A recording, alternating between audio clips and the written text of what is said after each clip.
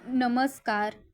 आज आपण या व्हिडिओमध्ये भारतातील सामाजिक समस्या त्यामधील टॉपिक 6वा आहे व्यसन.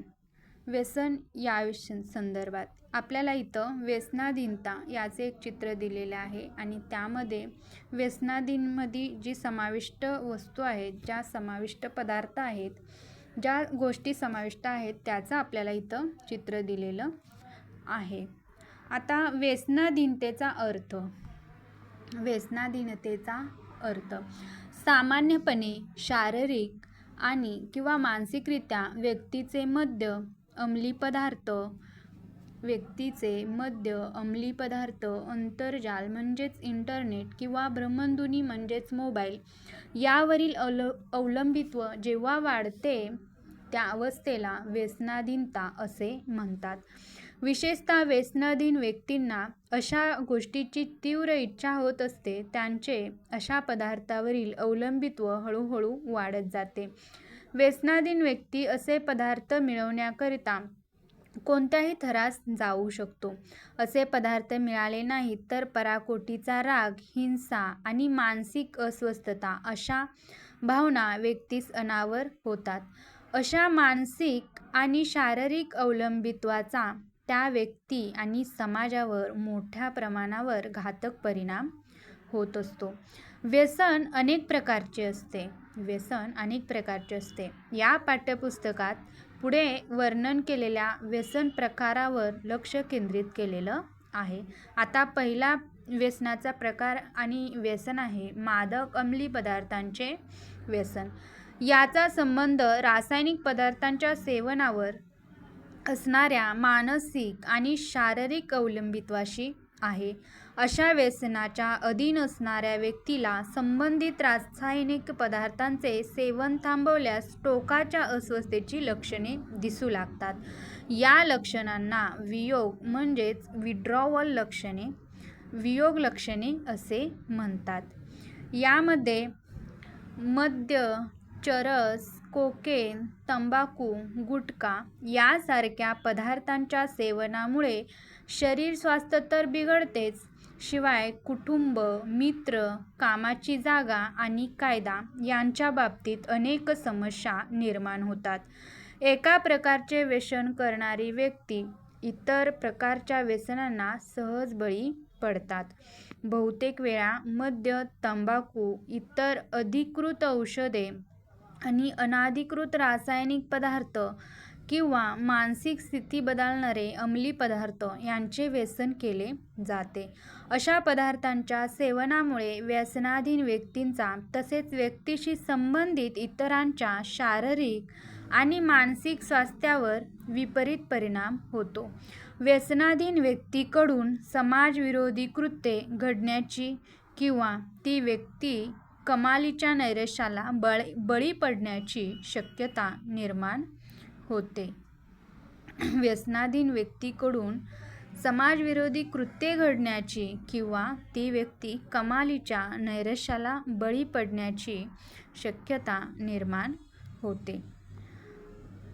तंबाखूचे व्यसन तंबाखू खाणे किंवा धूम्रपान अशा प्रकारचे असते. तंबाखूमध्ये निकोटीन नावाचे मेंदूवर परिणाम करणारे द्रव असते. तंबाखूचे सेवन शारीरिक मानसिक स्वरूपाचे असते आणि ते सोडणे सहज शक्य होत नाही. या व्यसनाचा अत्यंत भयकारक परिणाम म्हणजे तोंड, घसा आणि फुफ्फुसांचा कर्करोग होणे हा होय. तंबाखूच्या व्यसनाचा प्रादुर्भाव समाजाच्या आदिवासी, ग्रामीण आणि शहरी अशा सर्वच स्तरांमध्ये दिसून येतो.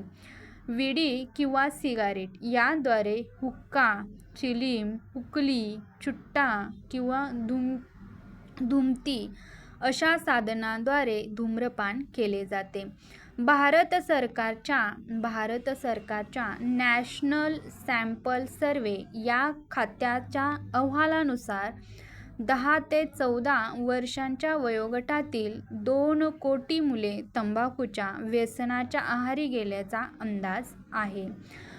तसेच असेही म्हटले आहे की प्रतिदिनी अंदाजे 5,500 लोक नव्याने तंबाखूचे सेवन करणाऱ्यांमध्ये सामील होतात.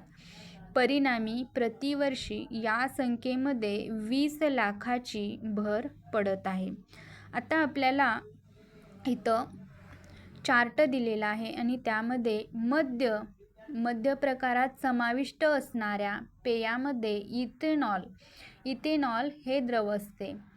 ते धान्य, फळे किंवा इतर शर्करायुक्त पदार्थ कुजवण्याच्या प्रक्रियेद्वारे निर्माण केले जाते.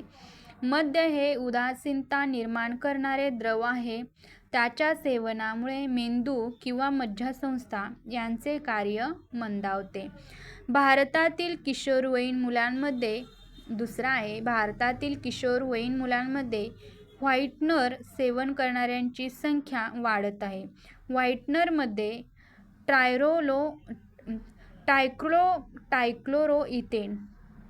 ट्रायक्लोरोइथेन हे द्रव असते. हे द्रव रंगविरहित, गोड गंध असलेले अस्थिर द्रावणाच्या स्वरूपात असते. त्याचे सेवन चटकन लागते. गुटखा हा तंबाखूचा अंश असलेली सुपारी तोंडात ठेवून चघळली जाते. त्याचे व्यसन लागते. या पदार्थात कर्करोगजनक द्रव्ये असल्याचे सिद्ध झालेले आहे. अंमली पदार्थ यामध्ये रासायनिक द्रव्ये असतात आणि त्यांचे व्यसन चटकन लागते. अशा प्रकारची द्रव्ये असलेली औषधे वैद्यकीय सल्ल्यानुसारच वापरायला हवीत. त्यांचा अनियंत्रित वापर अहितकारक असतो. अशी आपल्याला इथं इन्फॉर्मेशन दिलेली आहे. आता भारतातील तरुण पिढीमध्ये मादक पदार्थांच्या अनियंत्रित सेवनाचे वाढते प्रमाण हे धोक्याची घंटा वाजवणारे आहे.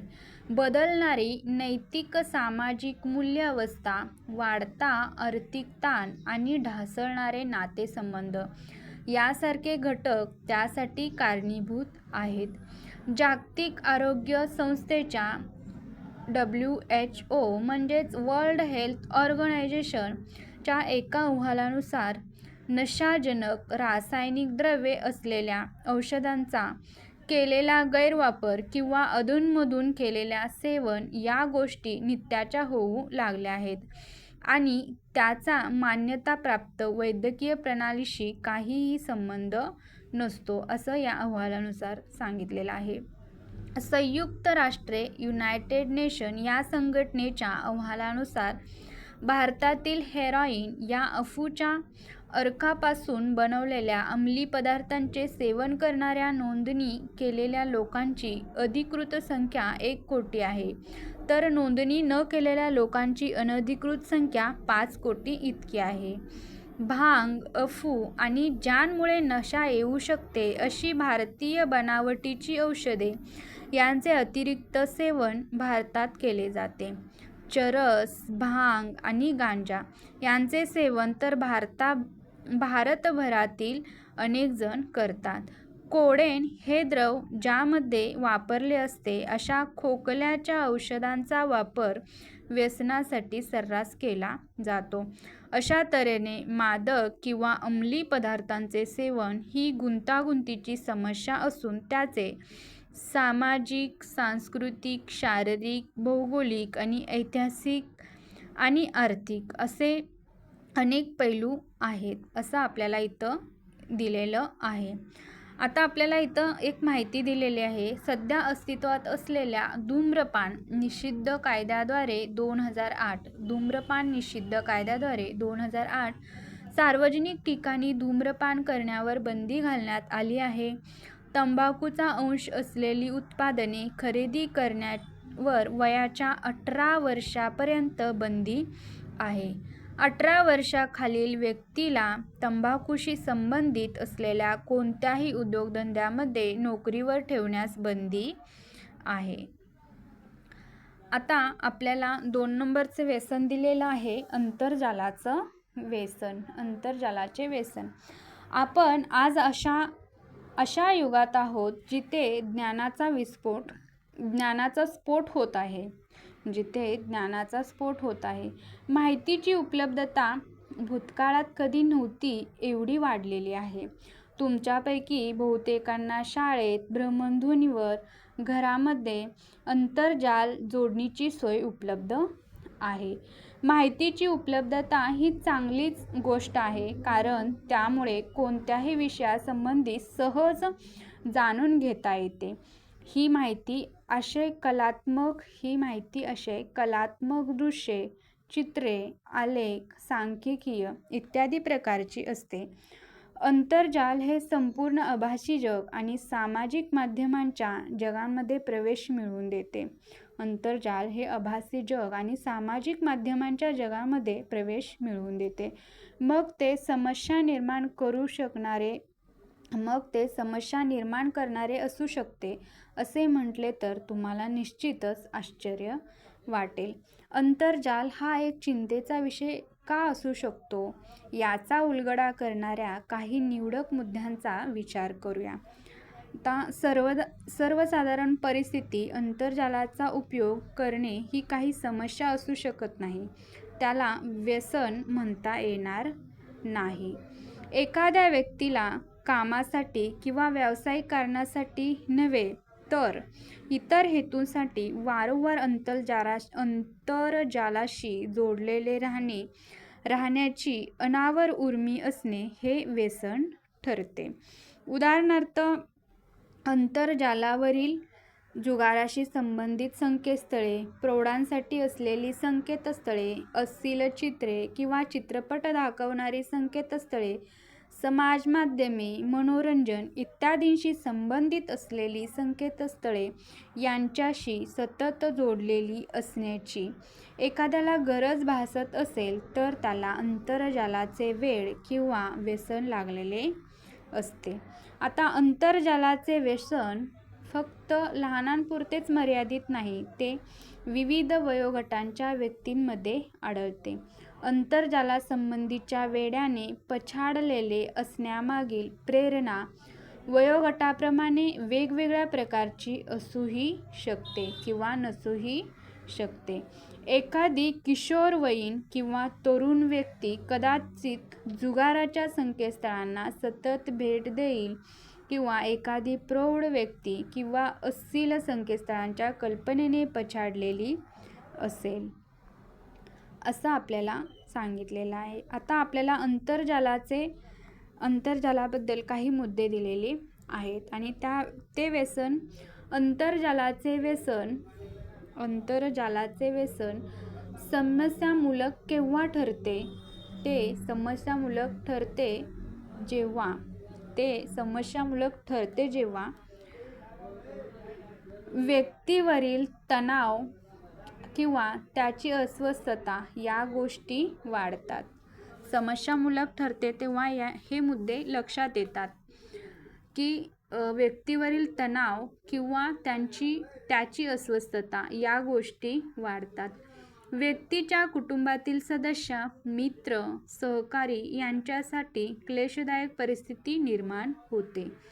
व्यक्तीचे शारीरिक स्वास्थ्य बिघडते. व्यक्तीच्या नातेसंबंधांना किंमत राहत नाही. व्यक्तीचे स्वतःकडे दुर्लक्ष होऊ लागते.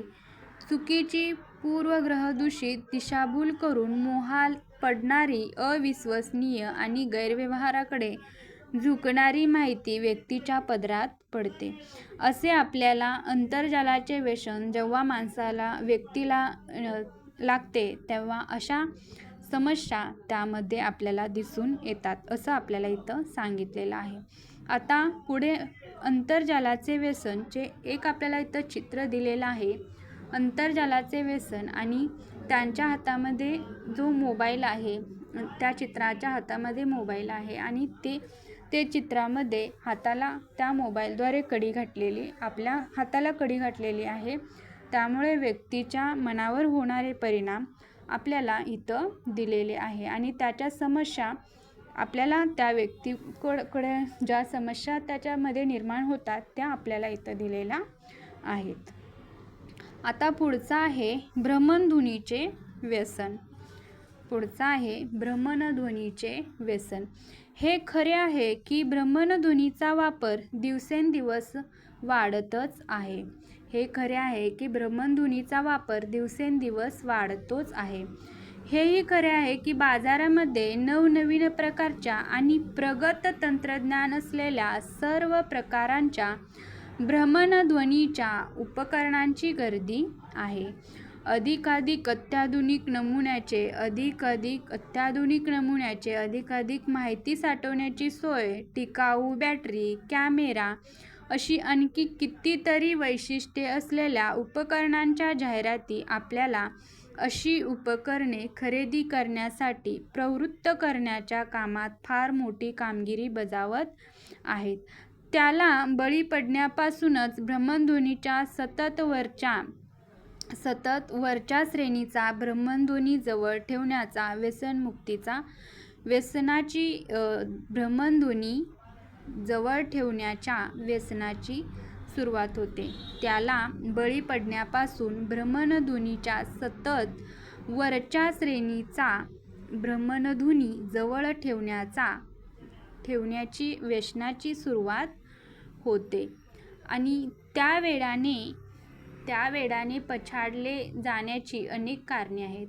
ही कारणे दरवेळी व्यावसायिक स्वरूपाची असतात असे नाही. भ्रमणध्वनी ही एक प्रतिष्ठेची बाब बनलेली आहे.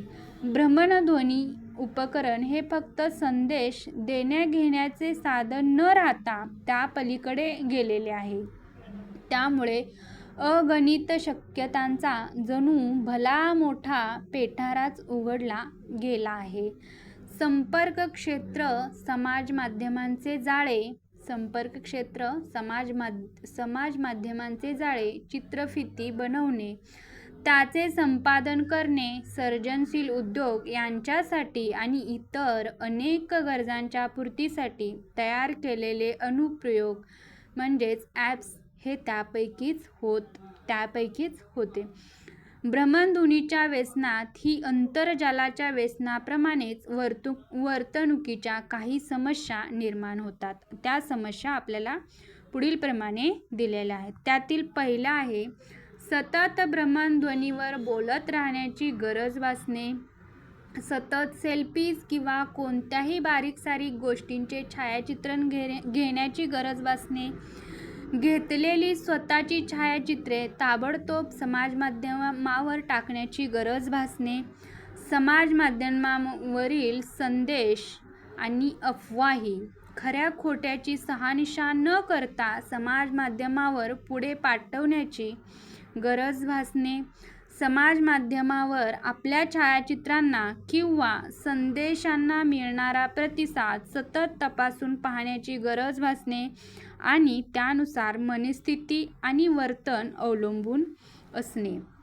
आणि त्यानंतर शेवटचा मुद्दा दिलेला आहे भ्रमणध्वनीचा उपयोग विनाशक, नकारात्मक आणि स्वार्थी हेतूसाठी करणे. अशा समस्या आपल्याला भ्रमणध्वनीच्या दिलेल्या आहेत.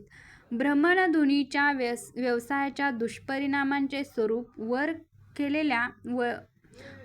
वर्णन केल्याप्रमाणे आंतरजालाच्या दुष्परिणामाप्रमाणेच आहेत हे दिसून येते. आपण सगळे या संदर्भातील अपघातांच्या आणि मृत्यूंच्या बातम्या वाचतच आणि पाहतच असतो. त्यामागे गाडी चालवत असताना भ्रमणध्वनीवर बोलत राहणे, सेल्फीसाठी धोकादायक स्थितीमध्ये उभे राहणे किंवा बसणे, सार्वजनिक ठिकाणी आवश्यकतेपेक्षा अधिक भावुक होणे, झोपेतही भ्रमणध्वनीवर येणारे संदेश सतत पाहत राहणे, भ्रमणध्वनी आणि त्यावरील संपर्क यादी हरवल्यास अत्यंत अस्वस्थ होणे यासारखी कारणे असतात. या गोष्टींमुळे व्यक्तीच्या मानसिक आणि शारीरिक स्वास्थ्यावरही विपरीत परिणाम होतो. आता आपल्याला इथं कृती नंबर 5 दिलेली आहे. वर्गामध्ये चर्चा घडवून आणा. आंतरजालाचे आणि भ्रमणध्वनीचे मानवी आयुष्यावरील दुष्परिणाम. आंतरजालाचे आणि भ्रमणध्वनीचे मानवी आयुष्यावरील दुष्परिणाम यावर चर्चा घडवून आणा आणि त्या अभ्यास आत्मसात करा. आता व्यसनाधीनची कारणे काय आहेत? व्यसनाधीनतेची ही सर्व जी व्यसने पाहिली आपण त्याची कारणे आता आपल्याला इथं दिलेली आहेत. प्रत्येक प्रकारच्या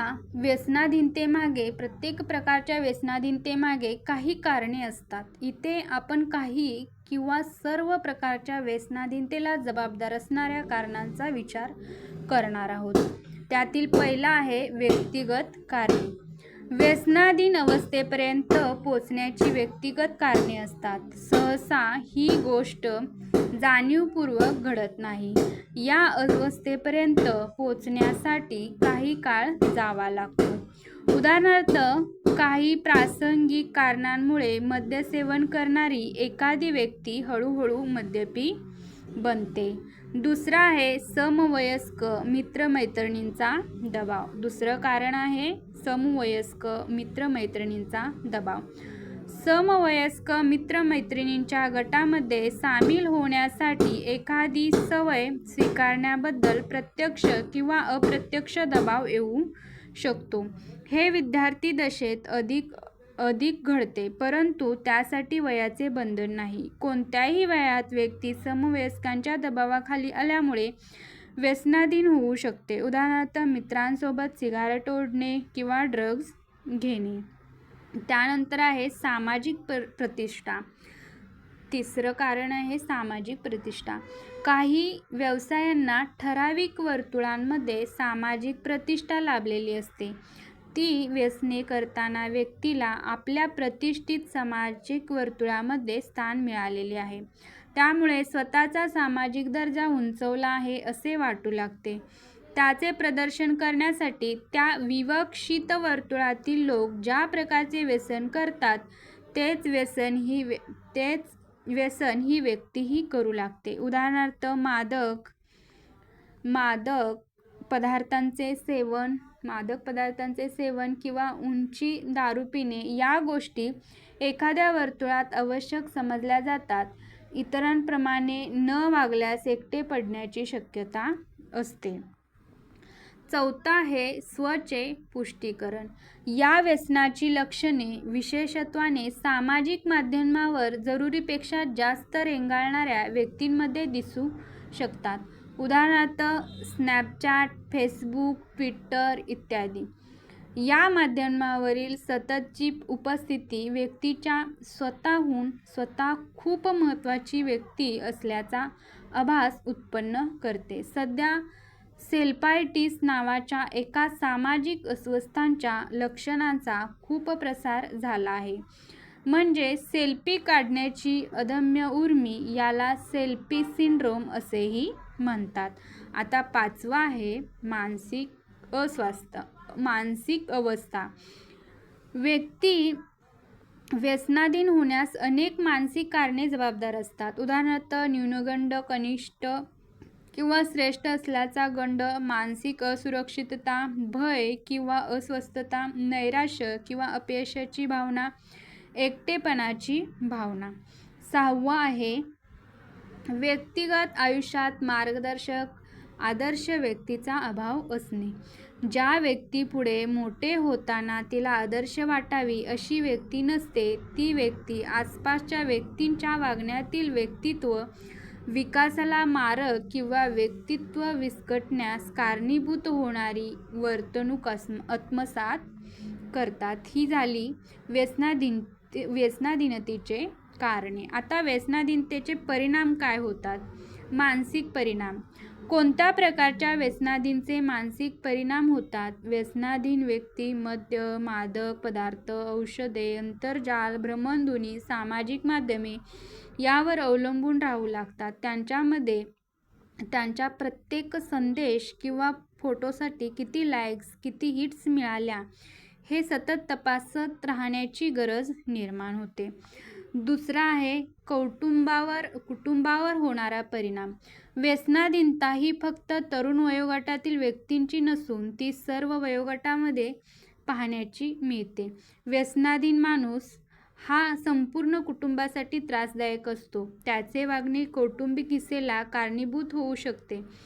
भ्रमणध्वनीचे व्यसन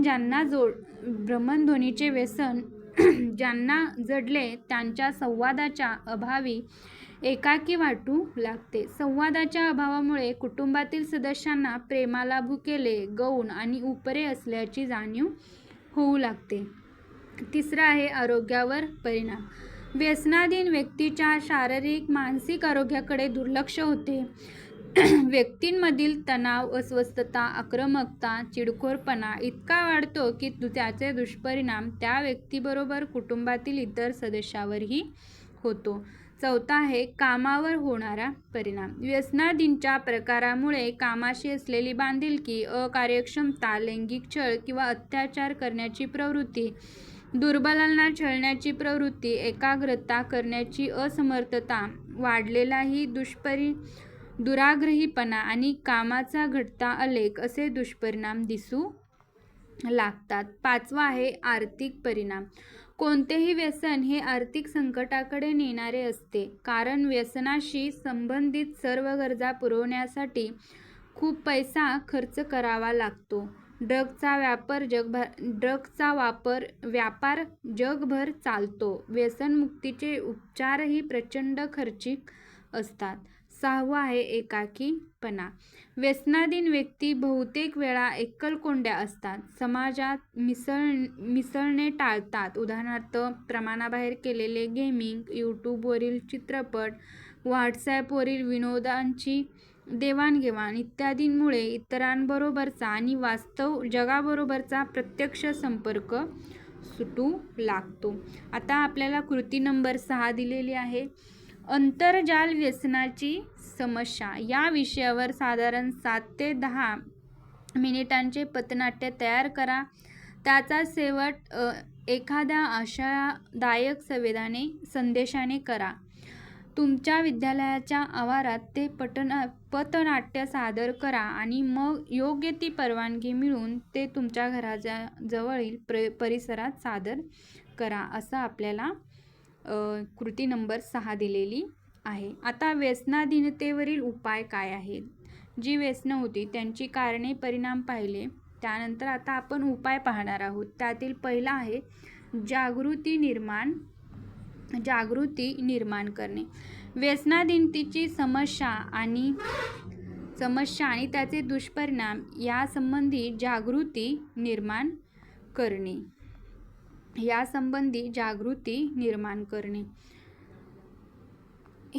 हा सर्वप्रथम आणि महत्त्वाचा उपाय आहे. कारण अनेक लोकांना व्यसनाधीनता म्हणजे काय किंवा आपण व्यसनाधीन झालो आहोत हे कसे तपासायचे याची माहितीच नसते.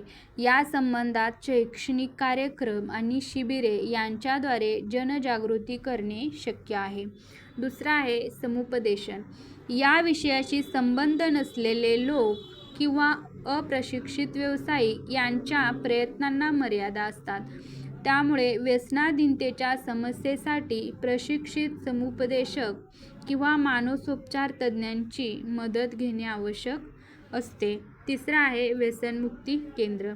व्यसनाधीन लोकांना मदत करण्यासाठी व्यसनमुक्ती केंद्रे असतात. तिथे व्यसनमुक्ती कार्यक्रमाच्या आधारे व्यसनाधीन व्यक्तीला व्यसनमुक्तीसाठी मदत केली जाते. चौथा आहे कायदा. व्यसनाधीनतेच्या समस्येसाठी कायदेशीर तरतुदी महत्त्वाच्या आणि आवश्यक आहेत. विशेषतः ड्रग्जची चोरटी विक्री करणारे, सामाजिक माध्यमावर समाजविघातक संदेश पाठवणारे यांसारख्या जीवाशी खेळ खेळणारी कृत्ये करणाऱ्या लोकांवर वचक ठेवण्यासाठी कायदेशीर तरतुदींचा उपयोग होतो. जरी यामुळे ही समस्या पूर्णपणे संपणार नसली तरी त्याला प्रतिबंध करण्यासाठी कायद्याची अंमलबजावणी उपयुक्त ठरते. पाचवा आहे प्रसारमाध्यमे. प्रसारमाध्यमे हे व्यसनाधीनतेबाबत जनजागृती करण्याचे प्रभावी साधन आहे. आंतरजालावर नेहमी विचारले जाणारे प्रश्न, FAQs, मदत गट, हेल्पलाईन यासारखी संकेतस्थळे उपलब्ध आहेत. त्यांच्यामार्फत जनजागृती करता येईल. सहावं आहे स्वयंसेवी संस्था.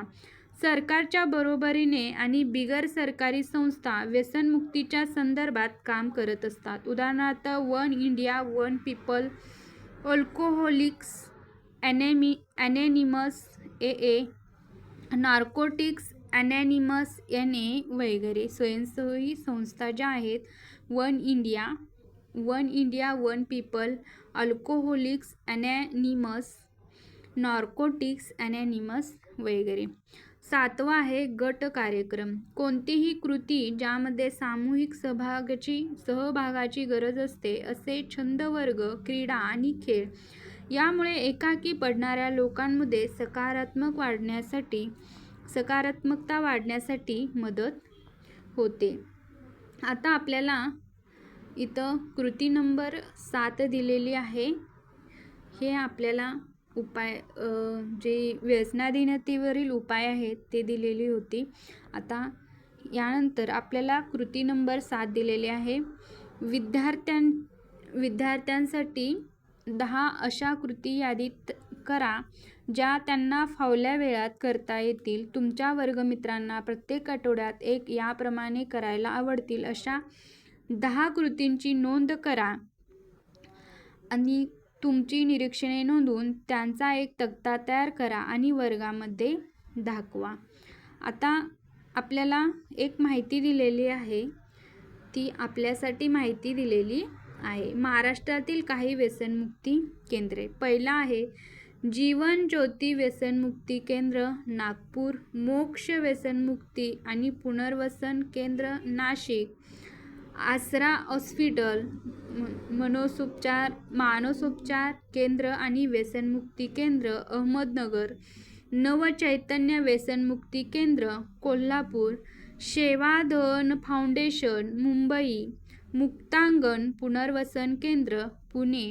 अशी आपल्याला जी व्यसनमुक्ती केंद्र आहेत आणि ती कोणत्या ठिकाणी आहेत, कोणत्या जिल्ह्यातील आहेत असे आपल्याला इथं त्यांची नावं दिलेली आहेत. महाराष्ट्रातील काही व्यसनमुक्ती केंद्र आहेत त्यांची आपल्याला इथं नावं दिलेली आहेत, ठिकाणे दिलेली आहेत.